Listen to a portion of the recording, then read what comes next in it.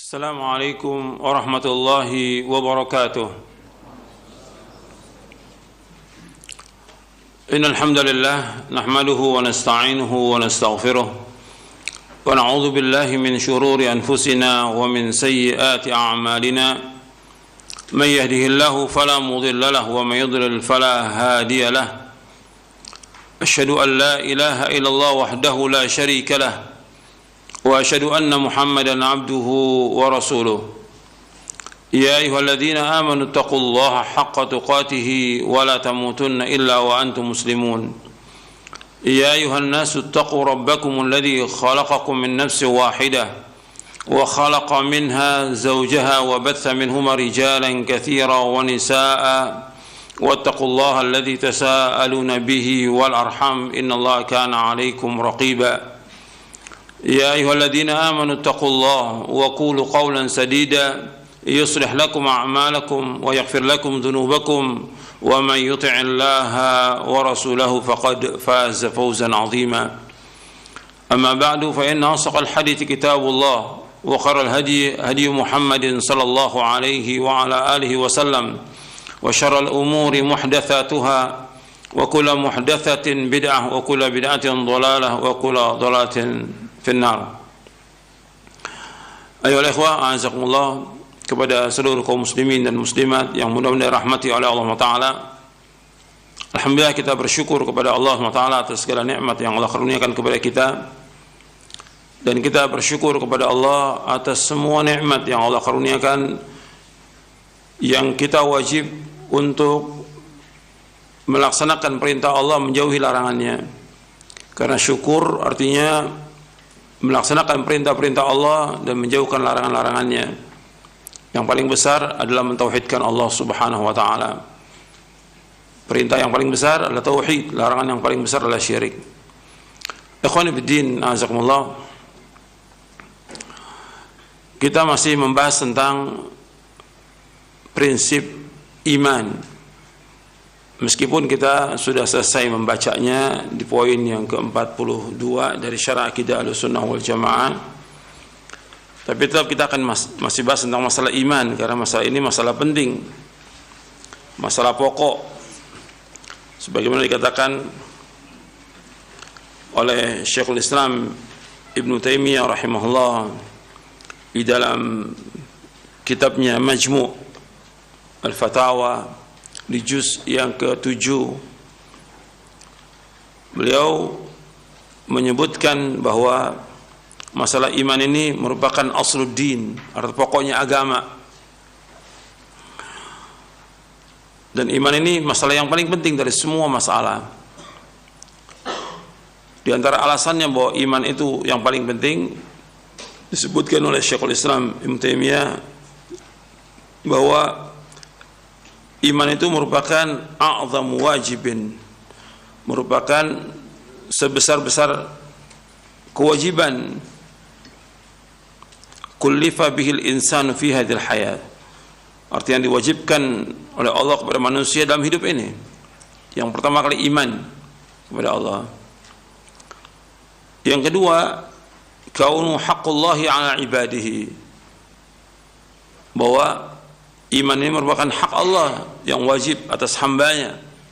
Dia wajib mengimani Allah dan dia wajib melaksanakan dari iman itu, yaitu mentauhidkan Allah Subhanahu wa taala, menjauhkan segala macam perbuatan syirik. Kemudian yang ketiga, bahwa nama iman dalam Al-Quran, kata beliau, anna ismal iman qad taqarrara dzikruhu fil Qur'an wal hadits akthar min dzikri sairil alfaz. Artinya nama iman itu berulang kali disebutkan dalam Al-Quran dan dalam hadis-hadis Nabi yang sahih, lebih banyak dari penyebutan semua lafaz. Lafaz iman itu lafaz yang paling sering disebutkan dalam Al-Quran dan yang paling sering disebutkan dalam hadis Nabi sallallahu alaihi wasallam. Kemudian yang keempat, bahwa iman ini merupakan asluddin, pokoknya agama, prinsip agama. Yang kelima, bahwa orang yang mewujudkan iman anna man haqqaqahu kana lahu al-fawzu wal-falahu wat-tamkinu fil ard wa man akhalla bihi kana lahu al-khusranul mubin. Bahwa orang yang mewujudkan iman ini, arti dengan i'tiqad, dengan perkataan, dengan perbuatan, dia laksanakan dengan benar, maka dia akan mendapatkan al-fawz, kana lahul fawz, artinya kesuksesan, wal falah, kemenangan, wa tamkin fil ard, dan dia mendapatkan kedudukan di muka bumi ini. Wa man akhalla bi kana lahul khusranul mubin. Barang siapa yang merusaknya atau menyia-nyiakannya, artinya dia tidak mewujudkannya, maka dia akan mendapatkan kerugian yang nyata. Kemudian yang keenam, bihi yukhrajun nasu minadh-dhulumati ilan nur. Artinya dengan iman ini dikeluarkan manusia dari kegelapan kepada cahaya. Artinya orang itu dia mendapatkan cahaya dengan sebab iman, dan dia gelap dengan sebab kufur dan kesyirikan. Makanya dengan iman ini dikeluarkan manusia dari kegelapan kepada cahaya. Yang ketujuh, bihi yufraqu bainas su'ada'i wal ashqiya. Bahwa dengan iman ini akan terpisah antara orang-orang yang bahagia dengan orang-orang yang celaka.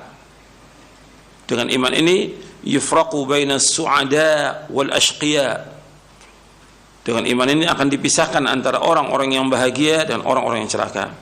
Wa man yuwali wa man yu'adi. Dan juga dipisahkan siapa orang-orang yang harus kita mencintai, yang kita loyal kepada dia, dan juga orang-orang yang kita harus memusuhinya. Dengan iman itu akan terlihat siapa orang yang kita cintai dan siapa orang yang kita musuhi. Itu diantara yang disebutkan oleh Syekhul Islam. Ini panjang dibawa oleh beliau dalam kitabnya Majmu' Fatawa di juz yang ke-7. Kemudian ikhwan fillah, azakumullah, yang kita akan bahas sekarang ini berkaitan dengan bertambah dan berkurangnya iman. Di poin yang kelima dari poin yang ke-42 saya sebutkan bahwa iman dapat bertambah dengan ketaatan hingga mencapai kesempurnaan, dan dapat berkurang karena kemaksiatan hingga sirna dan tidak tersisa sedikit pun juga. Saya akan jelaskan, dan saya akan ambil dari buku Ziyadatul Iman wa Nuqsanuhu, jadi asbabu ziyadatul iman wa nuqsanihi, asbabu ziyadatul iman wa nuqsanihi, yang ditulis oleh Dr. Abdul Razak bin Abdul Muhsin Al-Badr.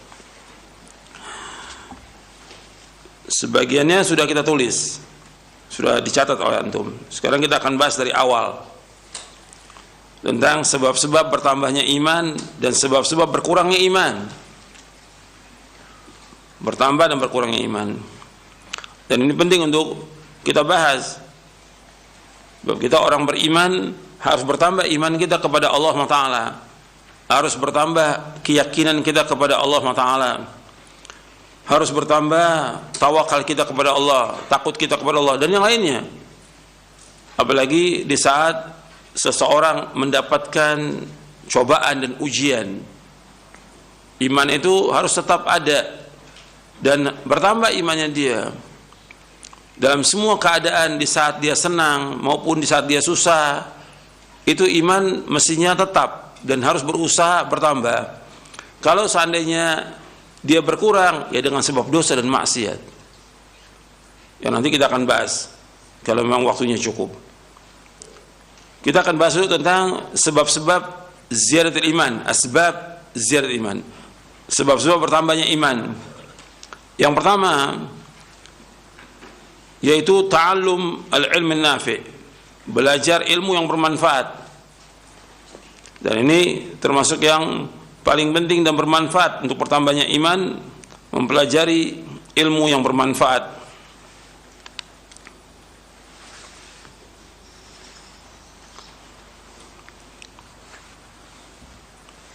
Jadi ilmu nafi' itu ilmu yang datang dari Rasulullah sallallahu alaihi wasallam.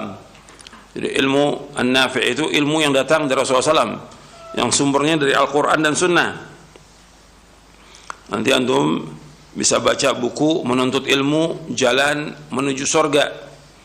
Di situ saya bawakan penjelasan para ulama tentang definisi ilmu yang bermanfaat. Dasarnya adalah Quran Sunnah, sebagaimana dijelaskan oleh Al-Hafidh Al-Imam Ibn Rajab Al-Hambali rahimahullah ta'ala ketika beliau memberikan definisi tentang ilmu.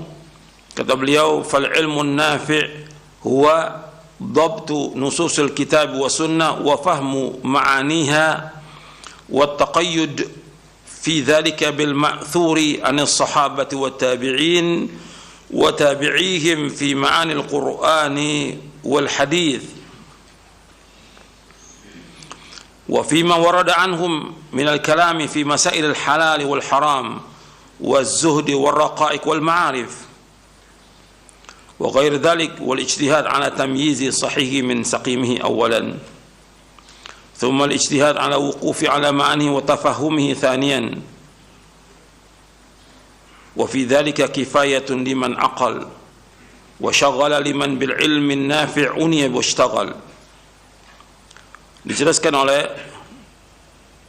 Al-Hafidh Ibn Rajab Al-Hambali dalam kitabnya Fadlu Ilmi Salaf Alal Khalaf, bahwa ilmu yang bermanfaat yaitu mempelajari Al-Quran dan As-Sunnah, mempelajari Al-Quran dan As-Sunnah, memahami makna-maknanya, dan diikat yang demikian itu dengan apa yang sudah ma'thur dari sahabat. Arti difahami dengan pemahaman para sahabat dan tabi'in dan tabi'ut tabi'in dalam memahami Al-Quran dan hadis,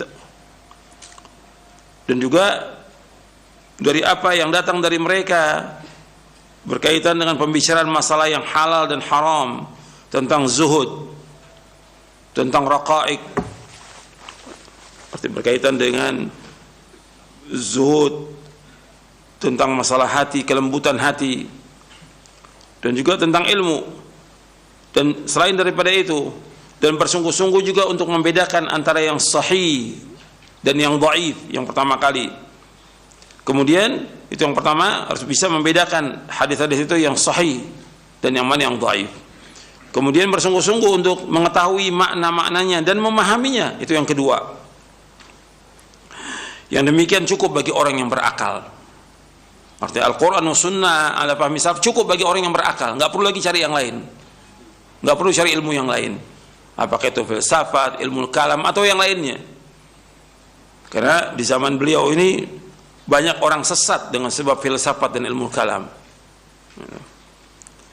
dan dia menyibukkan dengan ilmu yang bermanfaat, dan betul-betul dia sibuk dengan ilmu yang bermanfaat.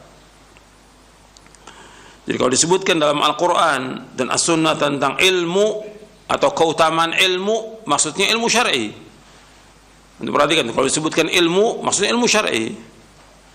Kalau Allah mengangkat derajat orang berilmu, ya ilmu syar'i. Yarfa'illahu alladhina amanu minkum walladhina utul ilma darajat. Allah mengangkat orang beriman dan dari kalian dan orang berilmu berapa derajat? Maksudnya ilmu syar'i. Begitu juga Nabi bersabda SAW, talabul ilmi faridatun ala kulli muslimin, menuntut ilmu wajib atas setiap muslim, maksudnya ilmu syar'i. Wa man salaka tariqan yaltamisu fihi ilman sahalallahu bihi tariqan al jannah. Wa man salaka tariqan yaltamisu fihi ilman sahalallahu bihi tariqan al jannah. Barang siapa yang berjalan untuk menuntut ilmu, maka Allah akan mudahkan jalan ke surga. Di sini sahih riwayat Muslim. Maksudnya ilmu syar'i. Itu yang dikatakan ilmu dalam Al-Qur'an dan keutamaannya itu adalah ilmu syar'i. Maka dikatakan oleh Al-Hafidh Ibn Hajar Al-Asqalani rahimahullah, wal muradu bil ilmi al ilmu syar'i, yang dimaksud dengan ilmu syar'i, alladhi yufidu ma'rifata ma yajibu 'ala al-mukallafi min amri dinihi fi ibadatihi wa muamalatihi wal ilmi billahi wa sifatihi wa ma yajibu lahu min al-qiyam bi amri wa tanzih 'an an-naqais wa madaru dhalika ala tafsir wal hadith wal fiqh. Kata Al-Hafidh Ibn Hajar Al-Asqalani dalam kitabnya Fathul Bari di juz yang pertama, yang dimaksud dengan ilmu syar'i yang memfaedahkan mengetahui apa yang wajib atas seorang mukallaf. Apa yang wajib atas seorang yang sudah balik itu apa yang wajib dari urusan agama ini, dalam dia beribadah kepada Allah dan juga dalam dia bermuamalah. Begitu juga dia wajib mengetahui tentang ilmu, mengetahui tentang nama dan sifat Allah SWT. Dan juga dia wajib mengetahui apa yang wajib dilaksanakan dari perintah Allah. Kemudian dia wajib mensucikan Allah dari berbagai macam kekurangan. Yang demikian berputar pada tafsir, hadis dan fiqih. Sebenarnya yang pokok lagi ya tentang masalah tauhid. Itu yang wajib yang pertama kali. Jadi kita harus berusaha untuk thalabul ilmi dan terus nuntut ilmu. Saya dan antum sama. Kita sebagai thalibul ilm. Saya sama antum sama thalibul ilm. Kalau kita sebagai thalibul ilm tetap wajib nuntut ilmu. Ketika kita masih kecil, sudah balik, sudah dewasa, sudah nikah, sudah punya anak, tetap wajib nuntut ilmu. Kita sudah tua, tetap wajib nuntut ilmu. Enggak berhenti itu. Predikat talibul ilm enggak berhenti sampai kita wafat. Makanya kata para imam, sampai kapan wahai imam kita nuntut ilmu? Sampai masuk ke liang kubur. Begitu penjelasan Imam Ahmad bin Hanbal, Abdullah bin Mubarak dan yang lainnya rahimahumullah. Jadi jangan berhenti. Jadi jangan orang nuntut ilmu berhenti ketika dia sudah nikah. Ini salah. Tetap nuntut ilmu. Sudah punya anak tetap wajib nuntut ilmu. Dia harus meluangkan waktunya untuk talabul ilmi. Karena majlis ilmu ini majlis penyubur iman. Majlis ilmu majlis penyubur iman dan termasuk riyadul jannah, taman-taman sorga. Itu perhatikan itu. Enggak boleh kita tinggal untuk ilmu. Enggak ada majlis untuk ilmu, ya kita baca di rumah. Baca kitab-kitab para ulama salaf. Baca kitab-kitab hadis. Baca kitab tafsir. Harus terus nuntut ilmu, enggak boleh berhenti. Makanya Allah mensifatkan tentang para sahabat radhiyallahu anhum ajma'in dengan orang yang berilmu. Seperti Allah sebutkan dalam surah Saba di ayat 6. Wa yaral ladzina utul ilma alladzi unzila ilaika min rabbika wal haqq wa yahdi ila siratil azizil hamid. Dalam surah Saba ayat 6, dan orang-orang yang diberikan ilmu melihat bahwa apa yang diturunkan kepadamu Muhammad dari Rabbmu itu benar dan menunjuki jalan jalan Allah yang maha gagah dan juga maha terpuji. Disebutkan oleh para ulama yang dimaksud dengan utul ilma itu para sahabat radhiyallahu anhum ajma'in. Allah menyebutkan mereka adalah orang-orang yang memberikan ilmu. Maka kita harus berusaha menjadi orang yang menuntut ilmu syar'i. Karena diangkatnya derajat itu dengan thalabul ilmi. Yarfa'illahu alladhina amanu minkum walladhina utul ilma darajat. Wallahu bima ta'maluna khabir. Allah mengangkat orang beriman dan kalian dan orang berilmu beberapa derajat, dan Allah Maha mengetahui apa yang kalian kerjakan. Dalam surah Al-Mujadalah ayat 11. Kemudian juga Allah sebutkan dalam surah Al-Hajj di ayat 54, "Wal ya'lamal ladzina utul ilma annahu al-haqqu min rabbika fayu'minu bihi fatukhbita lahu qulubuhum wa inna Allah lahadi alladhina amanu ila siratin mustaqim." Agar orang-orang yang diberikan ilmu mengetahui bahwasanya itu benar dari Allah, Al-Quran benar, sehingga mereka beriman dengannya dan tunduk hati mereka, dan sesungguhnya Allah menunjuki orang beriman ke jalan yang lurus. Dalam surah Al-Hajj ayat 54. Dan masih banyak lagi ayat-ayat ini. Dan juga kalau kita ingin menjadi orang yang bertakwa dan takut kepada Allah, ya harus kita menuntut ilmu. Harus menuntut ilmu. Makanya Allah menyebutkan innama yakhsyallaha min ibadihil ulama. Sesungguhnya orang yang takut kepada Allah hanyalah para ulama. Innallaha azizun ghafur. Sesungguhnya Allah itu Maha Gagah dan Maha Pengampun.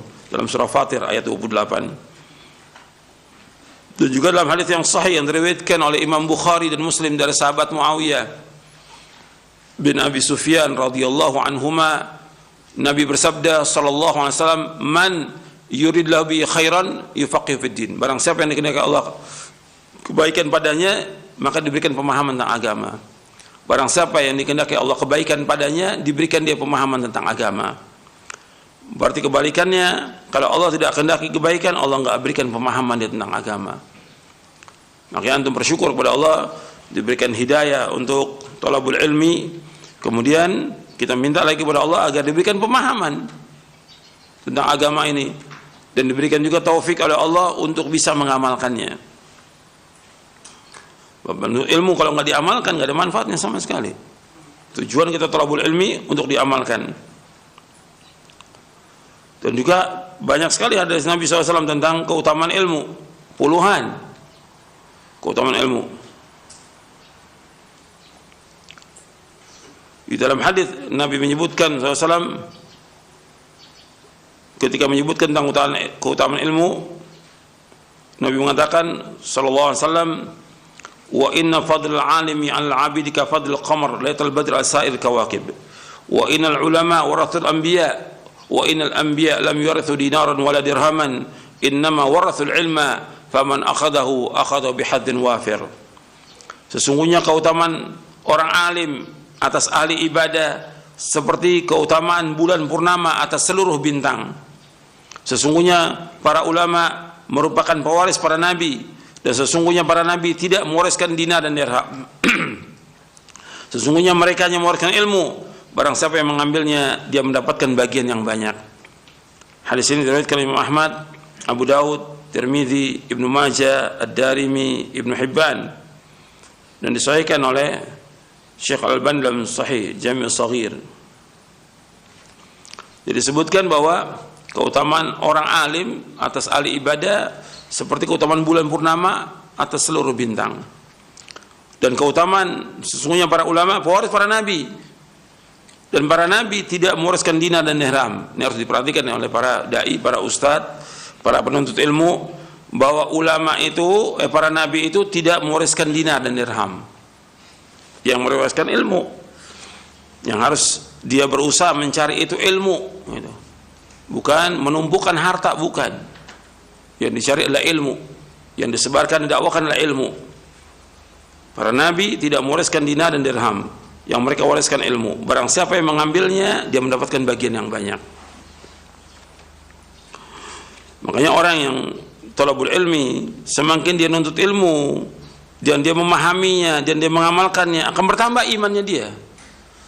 Dan antum terasa itu. Semakin antum menuntut ilmu dan berusaha untuk memahaminya dan mengamalkannya, akan bertambah ilmu itu, akan bertambah iman itu. Dan ini harus diperhatikan bahwa kita menuntut ilmu ini untuk diamalkan, bukan sekedar untuk ilmu. Dan mestinya semakin kita menuntut ilmu, akan bertambah iman kita kepada Allah, bertambah takut kita kepada Allah, tambah tawakal kita kepada Allah. Terus seperti itu. Bukan tambah takut, bukan. Justru kita dengan menuntut ilmu ini takutnya tambah takut kepada Allah, bukan tambah takut kepada keadaan yang ada, bukan takut kepada musibah, tambah takut kepada Allah, tambah takut kepada azabnya, takut kepada siksanya, takut kalau dia mati dalam keadaan su'ul khatimah dan yang lainnya. Dia takut kepada Allah Subhanahu wa taala, bukan takut kepada musibah, cobaan, ujian. Cobaan, ujian itu Allah yang berikan. Tapi bagaimana kita bermuamalah dengan ujian itu? Mesti orang beriman dengan cobaan, ujian bertambah di iman dia kepada Allah Taala. Karena dia tahu, karena dengan cobaan, ujian itu akan apa? Di antara hikmahnya apa? Di antara faedah dari musibah ujian apa? Apa? Akan menggugurkan dosa-dosa dia. Justru dia bersyukur kepada Allah. Dengan cobaan, ujian, penyakit, Allah akan gugurkan dosanya dia. Kita ini kena duri aja dapat ganjaran selama dia redha dan sabar. Atau orang sedih aja dapat ganjaran. Itu indahnya agama Islam. Makanya harus diketahui oleh orang beriman. Bukan dia gelisah, panik, bukan. Orang berilmu itu menghadapi keadaan tenang dia, tidak panik. Dan bertambah iman dia kepada Allah. Dan sudah kita bahas pada pekan yang lalu. Orang beriman itu dalam berbagai macam kondisi akan bertambah imannya. Bahkan ditakut-takuti bertambah imannya. Itu Anda melihat di halaman 358. Surah Al-Imran ayat 173. Alladzina qala lahumun nasu innan nasa qad jama'u lakum fakhshawhum fazadahum imanan wa qalu hasbunallahu wa ni'mal wakil. Yaitu orang-orang yang mentaati Allah dan Rasulnya, yang ketika ada orang yang mengatakan kepadanya, orang-orang Quraisy telah mengumpulkan pasukan untuk menyerang kamu, kalian takutlah kalian kepada mereka. Ternyata ucapan itu menambah kuat iman mereka, dan mereka menjawab, cukuplah Allah menjadi penolong bagi kami, dan Allah sebaik-baik pelindung. Dalam surah Al-Imran ayat 173. Jadi semakin tambah dia nuntut ilmu, semakin tambah takut kepada Allah, semakin bertambah imannya. Ini harus kita perhatikan ini. Jadi orang yang talabul ilmi akan diberikan taufik oleh Allah Taala untuk melaksanakan amal-amal yang saleh, tapi dia harus berusaha berdoa kepada Allah agar diberikan taufik untuk mentaati Allah Taala. Sebab ilmu aja banyak orang untuk ilmu, tapi nggak diberikan taufik oleh Allah. Maka ini penting untuk minta kepada Allah. Di samping minta, wa qur rabbi zidni ilma, ya Allah. Karena Allah memperfirman kepada Nabi Muhammad SAW dalam surah Taha ayat 114, wa qur rabbi zidni ilma. Ya Allah, katakanlah, wahai Muhammad, tambahkanlah aku ilmu. Ibnu Mas'ud menjelaskan dalam doanya, Allahumma zidna imanan wa yaqinan wa fiqhan. Allahumma zidna imanan wa yaqinan wa fiqhan. Ya Allah, tambahkanlah kami iman, keyakinan, dan juga pemahaman. Ini dihasankan oleh Al-Hafidh dalam kitabnya Fathul Bari tentang perkataan Abdullah bin Mas'ud radhiyallahu anhu, Allahumma zidna imanan wa yaqinan wa fiqhan. Ya Allah, tambahkanlah iman, keyakinan, dan juga pemahaman. Jadi ilmu tetap kita minta, juga kita minta keyakinan.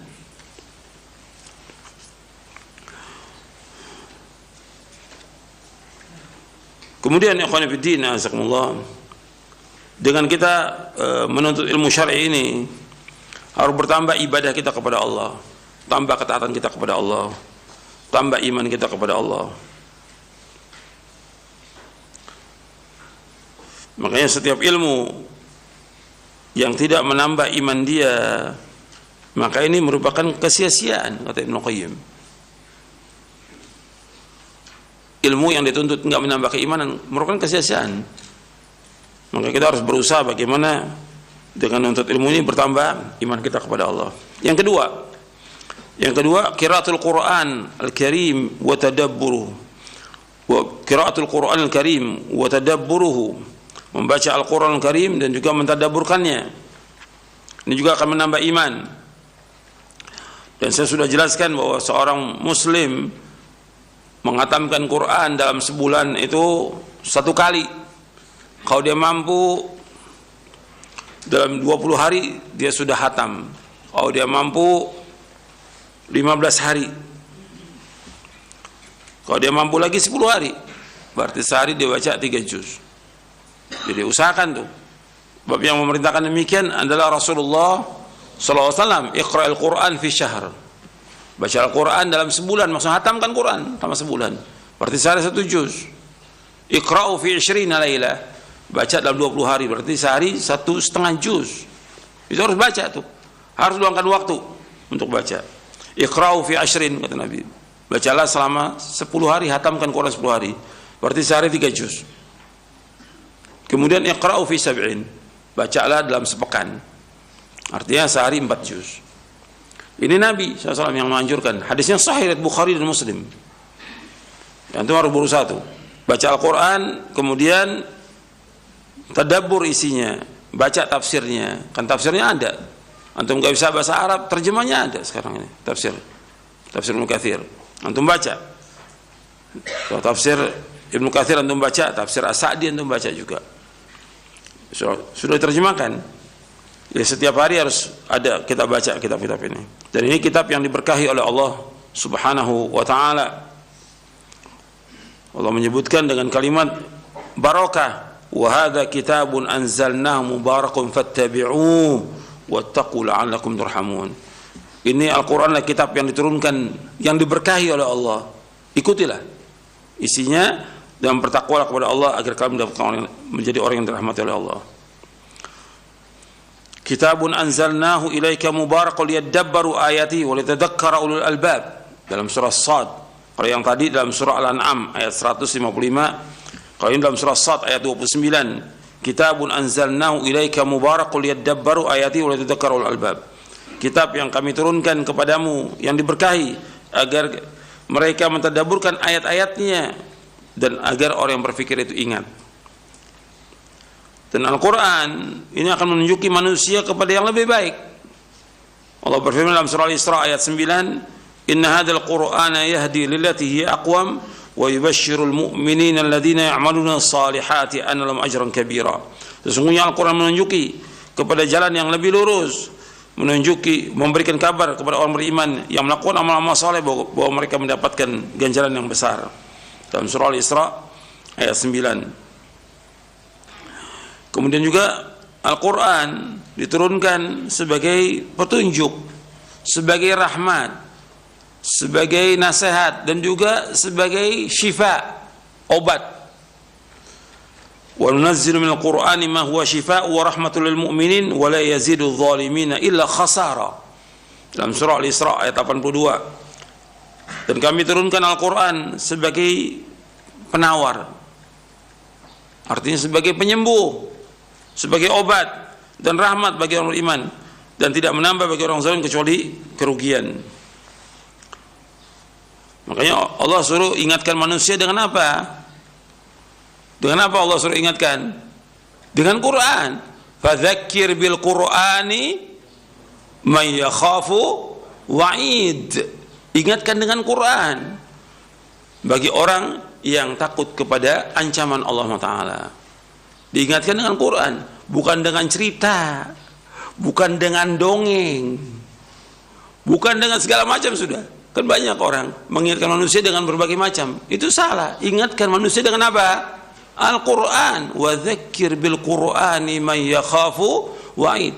Di akhir surah Qaf, antum lihat di akhir surah Qaf, surah yang ke-50, supaya manusia ini memahami bahwa peringatan itu dengan Quran. Fadzakir bil Qur'ani man yakhafu wa'id. Ingatkan dengan Quran bagi orang yang takut kepada ancaman Allah. Dan Al-Quran ini peringatan bagi orang yang mempunyai hati. Itu di surah Qaf juga, di ayat 37-nya Allah menyebutkan, inna fi dzalika ladzikra liman kana qalbun aw alqa sam'a wa huwa syahid. Sesungguhnya demikian itu merupakan peringatan bagi siapa? Bagi orang yang punya hati. Berarti orang kalau diingatkan dia nggak mau juga mendengar, nggak mau taat, berarti nggak punya hati dia. Allah menyebutkan inna fi dzalika ladzikra liman kana qalbun, bagi orang yang punya hati. Wa al-qasama, dan orang juga yang mau mendengarkan kebaikan. Wa huwa syahid, dan dia menyaksikan. Jadi ini Allah sudah ingatkan demikian. Al-Quran sebagai peringatan. Makanya kita ingatkan manusia dengan Quran. Dan kita harus baca itu tiap hari Al-Quran. Makanya Nabi suruh khatamkan dalam 1 bulan, 20 hari atau 10 hari atau sepekan, tiap hari itu baca Al-Quran. Kemudian tadabburi isinya. Ini kitab yang diberkahi Allah sebagai petunjuk, sebagai syifa, arti penawar, obat dari berbagai macam penyakit, dari penyakit syahwat dan penyakit syubhat, dan juga sebagai kabar gembira bagi orang beriman, sebagai rahmat bagi sekalian alam, sebagai peringatan bagi orang-orang yang mau ingat. Dan Allah tunjukkan dengan Al-Quran ke jalan yang lurus. Dan juga masih banyak yang lain lagi. Dan orang kalau baca Al-Quran, dia memahami isinya, dia akan mendapatkan betul-betul ilmu yang banyak dalam Al-Quran ini. Makanya dia memuji Allah dengan membaca Al-Quran. Dan kita harus tadabbur, bukan sekedar baca saja. Baca tetap kita hatamkan tetap, tapi berusaha juga untuk membaca artinya, membaca tafsirnya, dan juga mengamalkannya. Karena Allah menyebutkan dalam Al-Quran, afala yatadabbarunal Quran am ala qulubin aqfaluha, dalam surah Muhammad ayat 24. Apakah mereka tidak mentadabburkan isi Al-Quran atau hati mereka digembok? Dan orang beriman ketika disebutkan Al-Quran akan bertambah imannya dia. Makanya dibacakan Al-Quran bertambah imannya orang beriman itu. Apalagi dia baca, dia pahami, akan bertambah.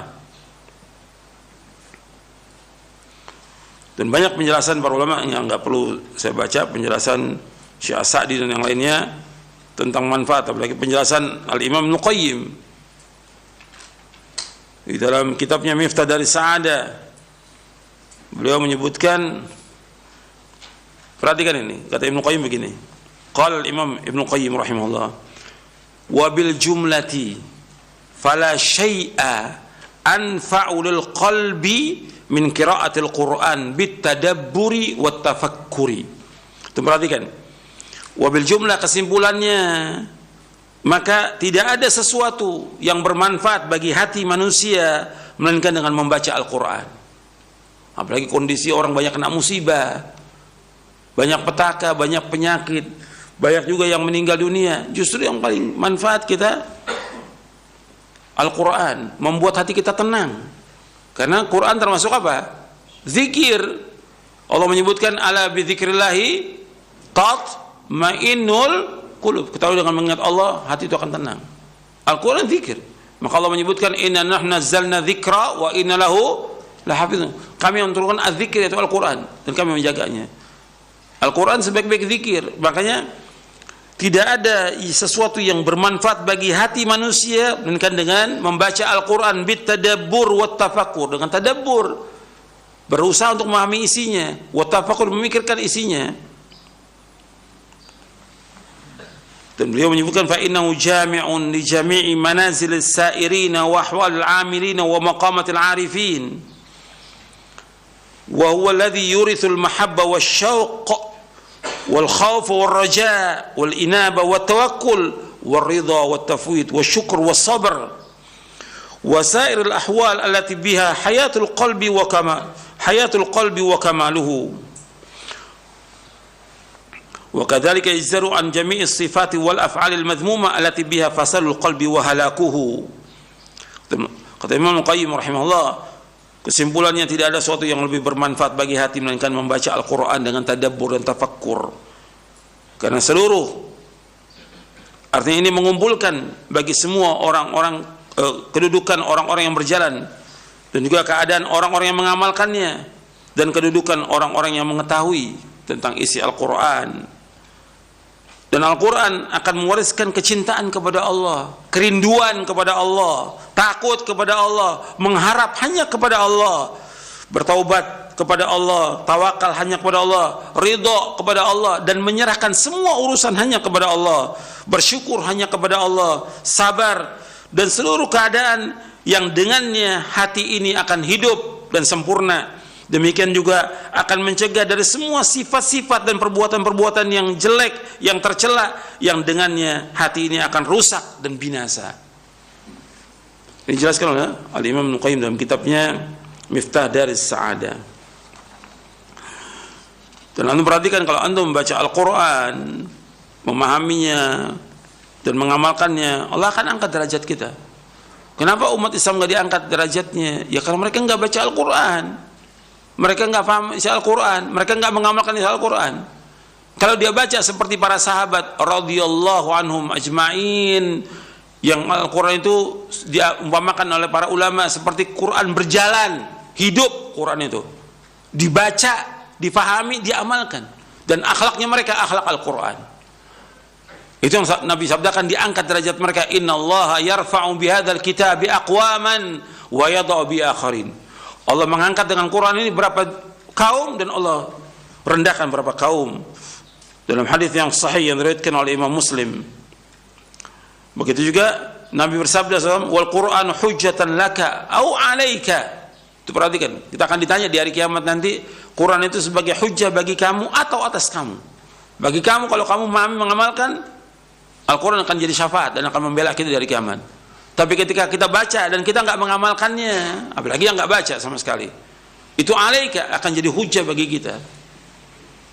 Artinya akan dituntut dia di hari kiamat dengan sebab itu, dan akan direndahkan dan hinakan dengan dia tidak membaca Al-Quran, tidak mau memahaminya dan tidak mau mengamalkannya.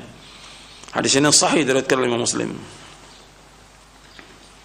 Makanya kata Imam Qatadah bin Di'am As-Sadusi rahimahullah, lam yujalis, perhatikan, lam yujalis hadzal Qur'an ahadun illa qama anhu biziyadatin aw nuqsanin. Tidaklah seorang duduk bersama Al-Quran, dia memahaminya, membacanya, memahaminya, melainkan dia akan berdiri sesudah baca itu, bertambah imannya atau kurang. Bertambah bagi orang yang berusaha untuk memahaminya, memikirkannya, dan berusaha dia untuk meyakini isi Al-Quran itu, bertambah imannya. Tapi nuqsan bagi orang yang hanya membaca saja, dia tidak berusaha dia untuk mengamalkannya dan memikirkannya. Ini disebutkan oleh Imam Ibn Mubarak dalam kitabnya Az-Zuhd, dan juga Al-Ajuri dalam kitabnya Akhlaq Hamalatul Quran, dan juga Imam Al-Baghawi dalam tafsirnya.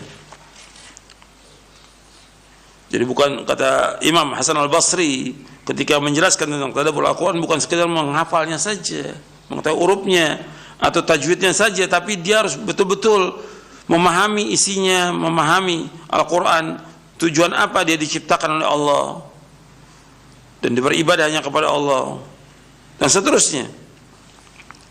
Jadi ini yang kedua, tentang bertambahnya iman dengan membaca Al-Quran. Kemudian yang ketiga, ma'rifatu asma'illahil husna wa sifatihil ula, mengetahui nama-nama Allah yang indah dan sifat-sifatnya yang tinggi.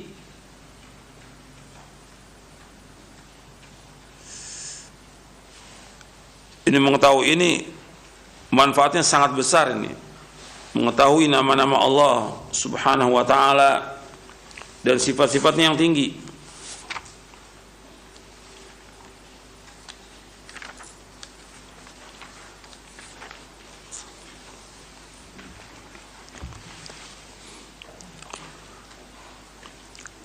Dan membahas tentang nama Allah yang indah dan sifat yang tinggi, dan sibuk untuk mengetahuinya, memahaminya, ini pembahasan yang banyak manfaatnya. Banyak manfaatnya.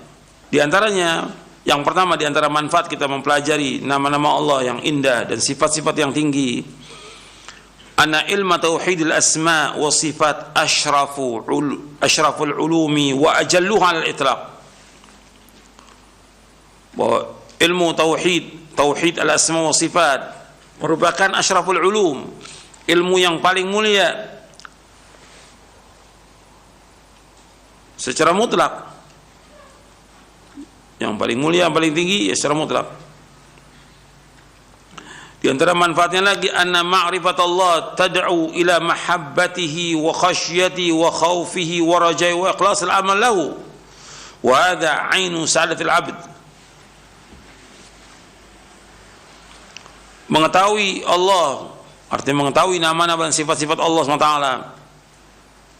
akan membawa manusia untuk mencintai Allah, takut hanya kepada Allah, mengharap hanya kepada Allah, dan mengikhlaskan amal karena Allah. Dan ini merupakan hakikat dari kebahagiaan seorang hamba. Wala sabila ila ma'rifatillahi illa bi ma'rifati asma'ihi wa sifatihi wa tafaqquh fi fahmi ma'aniha.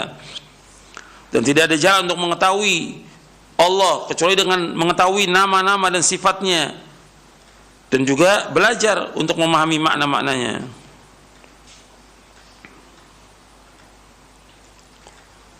Dan yang manfaat yang ketiga, annallaha khalaqal khalqa liya'rifuhu wa ya'buduhu wa hadha huwal ghayatul matlubatu minhum. Bahwa Allah SWT menciptakan makhluk agar mereka mengetahui Allah, agar mereka beribadah hanya kepada Allah. Jadi Allah menciptakan makhluk ini agar mereka mengetahui tentang Allah, beribadah hanya kepada Allah. wa hadha huwal ghayatul matluba minhum, dan ini merupakan tujuan yang dituntut dari mereka.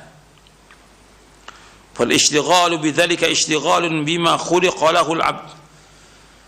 Kita sibuk dengan mempelajari nama-nama dan sifat Allah, kita sibuk dengan tujuan apa kita diciptakan ini. Tujuannya agar kita beribadah hanya kepada Allah SWT, yang nanti masuk juga kepada tauhid al-uluhiyah.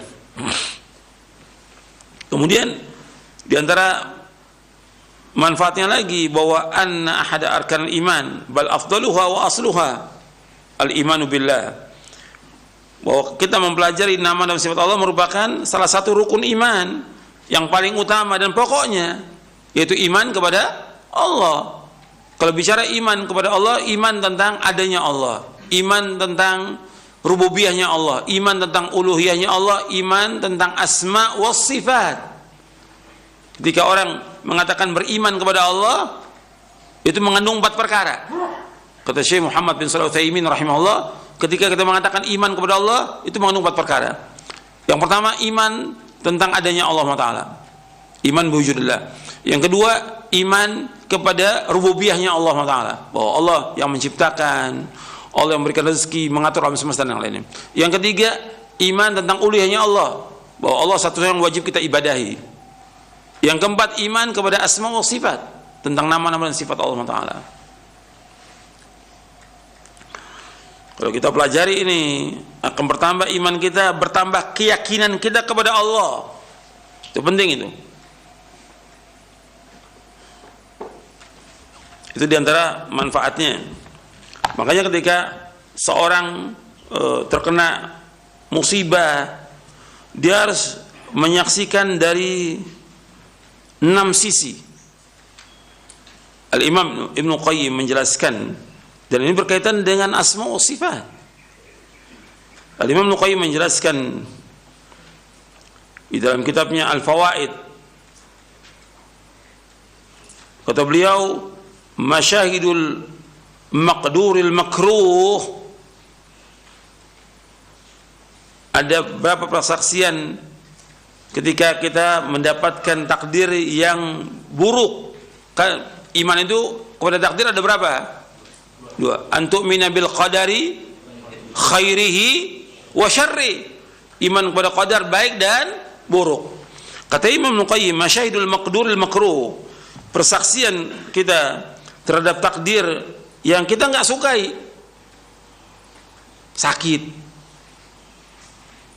ada wabah, dagang kita rugi, kematian, keluarga kita ada yang meninggal dunia. Ini sesuatu yang nggak kita sukai, tapi harus ada persaksian kita kepada tauhid. Yang pertama kata Ibnu Qayyim, ketika terjadi sesuatu yang menimpa kita yang kita nggak sukai, itu ada 6. Yang pertama, masyhadu tauhid.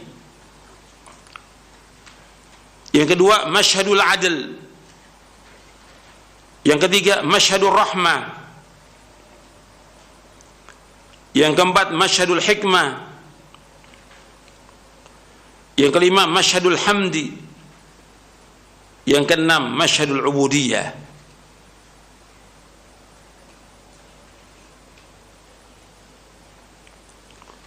Yang pertama, masyhadu tauhid. Kita ingat bahwa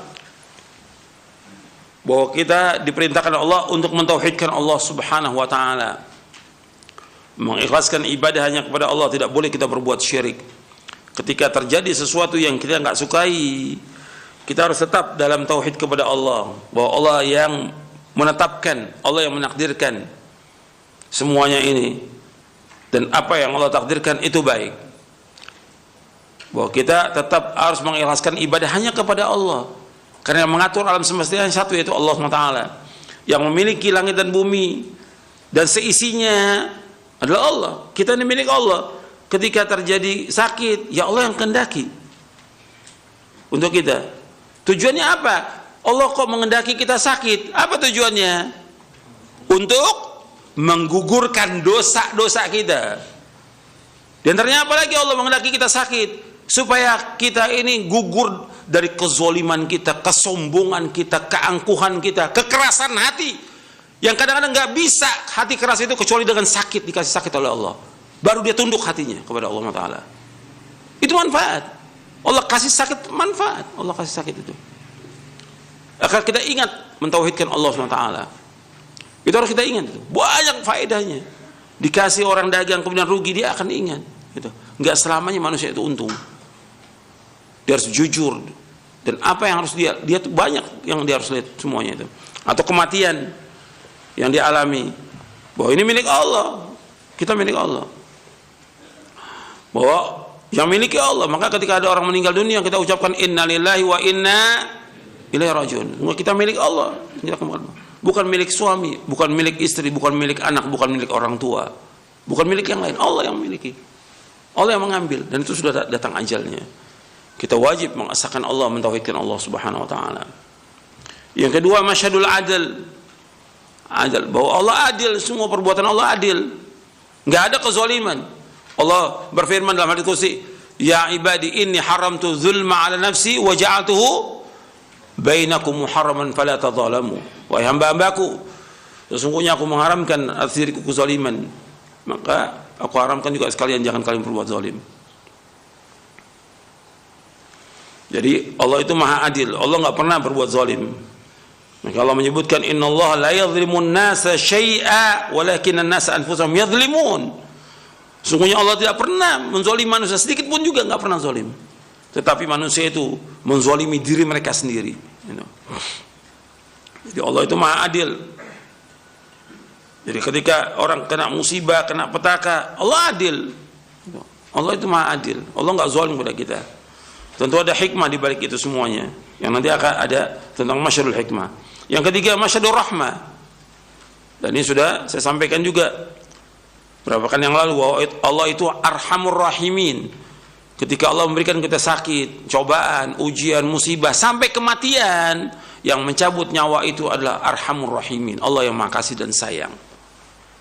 Allah lebih sayang. Ketika seorang itu dia sayang kepada suaminya, kepada istrinya, kepada anaknya, kepada orang tuanya, kemudian mereka meninggal, yang mencabut nyawa mereka siapa?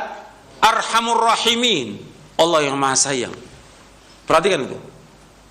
Makanya dalam hadis riwayat Bukhari, ketika ada seorang wanita yang dia setiap ketemu anak kecil, dia seorang tawanan perang.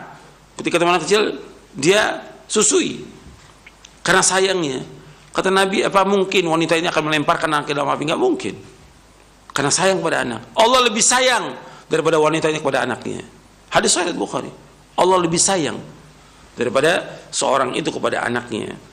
Jadi ketika seorang itu terkena musibah, petaka, ujian, kematian, Allah sayang. Bukan Allah zalim, tidak, Allah sayang. Itu. Kemudian yang keempat, masyhadul hikmah. Masyhadul hikmah artinya persaksian bahwasanya Allah itu mempunyai hikmah yang sangat besar. Setiap kejadian, setiap petaka, musibah itu mesti ada hikmahnya. Cobaan dan ujian itu banyak, puluhan hikmah yang dapat kita ambil manfaat. Dan kata Al-Imam Nuqayyim, ketika ada cobaan, ujian, mungkin ada ribuan hikmah yang dapat kita ambil, yang kita petik itu dari cobaan ujian itu. Banyak hikmahnya.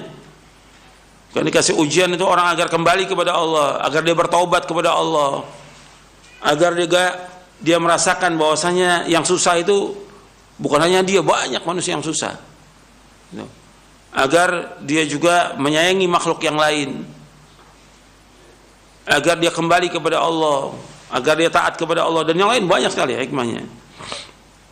Bahwa kalau nggak dikasih ujian, manusia akan sombong, akan angkuh. Kalau nggak dikasih ujian, juga manusia akan tetap dengan dosa-dosa yang sekian banyak. Maka dikasih cobaan ujian itu. Hikmah Allah, Allah maha bijaksana, Allah hakim. Itu diantara nama dan sifat Allah, artinya hakim Allah. Kemudian masyarul hamd. Yang kelima, yaitu menyaksikan pujian Allah. Semuanya memuji Allah Ta'ala.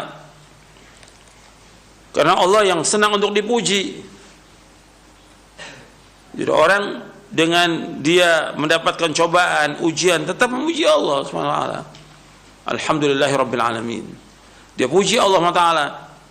Karena dengan cobaan, ujian, Allah menggugurkan dosanya, menghapuskan dosanya, mengangkat derajatnya. Bahkan Allah memasukkan dia ke surga. Bahkan ada orang yang dia diwafatkan anaknya yang masih lucu anaknya. Malaikat mencabut nyawanya. Kemudian ketika dicabut nyawanya, si wanita ini mengucapkan alhamdulillah. Bayangkan tuh. Anaknya meninggal, alhamdulillah, segala puji bagi Allah. Karena nggak bisa apa-apa juga dia. Karena sudah ajal, nggak bisa ditolong dengan apapun juga, nggak bisa, sudah datang ajal. Kemudian Allah tanya kepada malaikat, dan Allah Maha tahu bagaimana hambaku mengucapkannya. Dia ucapkan alhamdulillah. Kata Allah, ibni lahu baitan fil jannah baitul hamd. Bangunkan dia rumah di sorga, namakan dengan baitul hamdi, rumah yang dia memuji Allah Taala. Jadi dapat cobaan, ujian, dia memuji Allah. Bukannya dia marah, murka, suudzon kepada Allah, nggak boleh. Justru Allah memberikan itu agar dia memuji Allah, menyanjung Allah, baitul hamdi.